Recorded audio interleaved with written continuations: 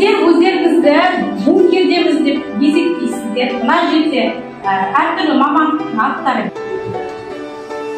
Ал мына жерді алайық.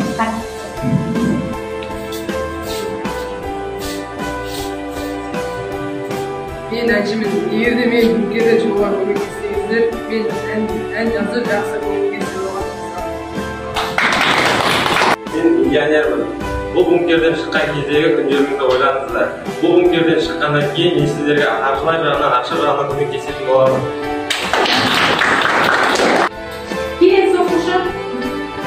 Мен заң қызметкері. Егерде сіздер маған бункерден шығуға көмектессеңіздер, мен жер бетіне шығып, осы барлық жердегі бункерлерді тауып сіздерді құтқаруға көмектесемін. Және де жер бетіндегі заңды күшейтуге өз қол ұшын ұсынамын.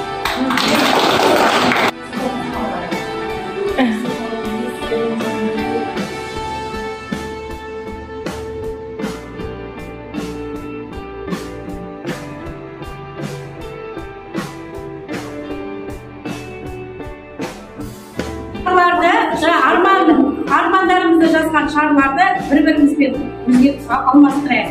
Тездетейік.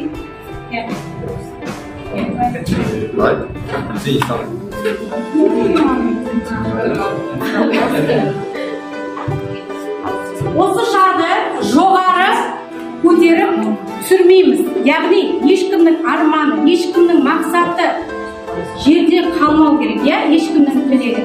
Сол мақсатта шарды жоғары көтеріп жерге түсіріп